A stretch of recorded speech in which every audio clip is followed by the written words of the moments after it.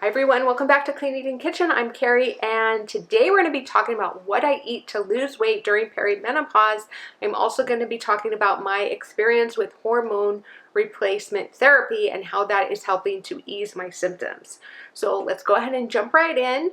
And I'm going to start off by saying that one of the biggest changes that I've made is focusing on my protein intake and also my fiber intake. And some of that is due because I also started a GLP-1 about the same time that I started my HRT. And so I think both have kind of been helping, both have definitely been helping to ease my symptoms, and especially with perimenopause weight gain. I was having so much trouble managing my weight. And I'm not that far on my journey. I'm about 3 months in. I still have more weight loss to achieve, but I have had some success, and specifically with that GLP-1. I have some other videos, so I'm not going to talk a ton about that today, but when you are on a GLP-1, you do have to keep an eye on your protein because you don't want to lose your muscle mass while you're losing weight. So I always start off with a green smoothie. That has been my routine for probably 15 years now, and I find that's a really great way to get in a serving of vegetables with breakfast, which I would otherwise not get because I have a sweet tooth. So I make a green smoothie with protein powder, frozen fruits. I use carrot juice, and then I do add some steamed greens, and then I squeeze out the greens to help get rid of the oxalates. If you don't know what that is, that's okay. But it just helps with digestibility as well. And then I have a black tea with breakfast, and I add collagen protein. I'm using the Equip unflavored collagen protein. I will put the link in the description with a discount code.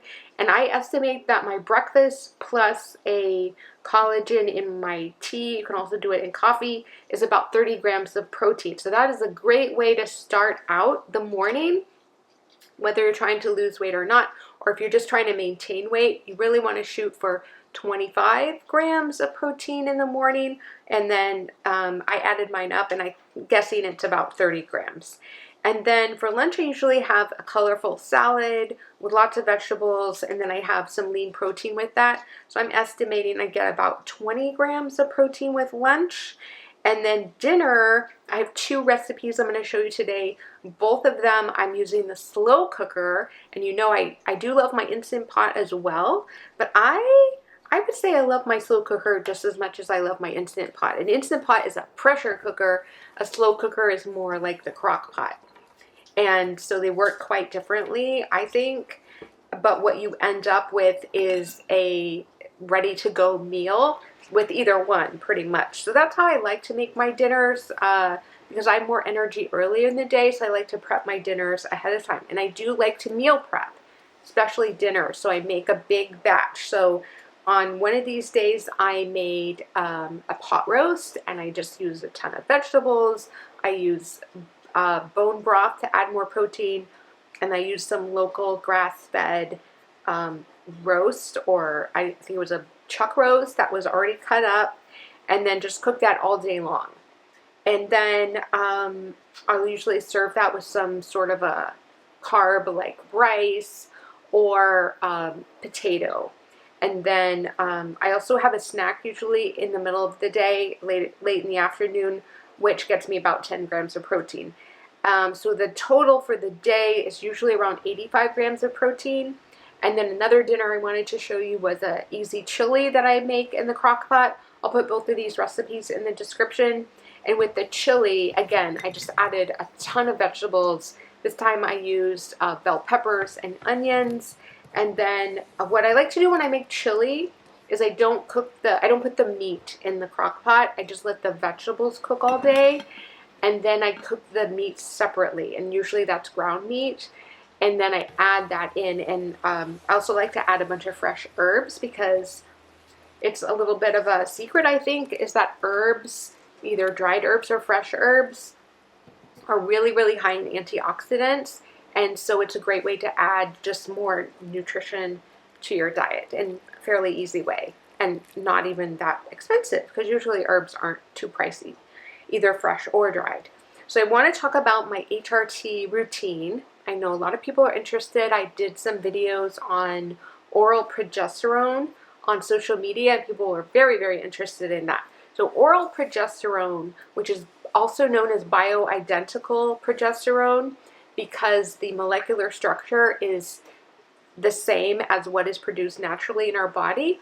But progesterone is the first of our female hormones to start to wane, and that can happen as early as our mid-30s. So I've been on oral progesterone, I want to say probably for like 7 years now, and my first symptom was that I started having trouble going to or sleeping through the night, and oral progesterone can really help with that. So you take it at bedtime. It's a prescription. You need to ask your doctor or a nurse practitioner, and it was life-changing. It helps with anxiety, which can also increase during perimenopause. I highly, highly recommend you talking to your healthcare provider about oral progesterone as early as your 30s. So I've been doing that for quite a while, and then I was really unsure about when do you add in estrogen, because I'm still having a regular cycle. I'm probably still within, or like menopause is actually probably still like 3 to 5 years away for me. But I started having more migraines, and that can be a sign of fluctuating estrogen.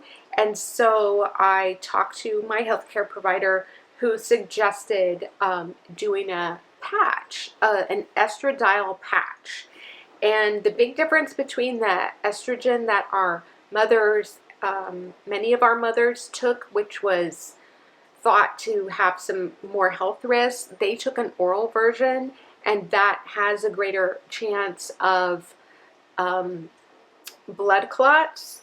But the risks that were thought to have been attached to estrogen supplementation of like breast cancer, those have pretty much been debunked. There may be a little bit higher risk, but it's very, very, very slight, and it's thought that the benefits of supplementing with estrogen during especially menopause outweigh the risk. So again, I would also urge you to speak to your healthcare provider. But so early this year, I started using an estrogen patch. I started on the lowest dose, and it's very small. It's much smaller than I anticipated.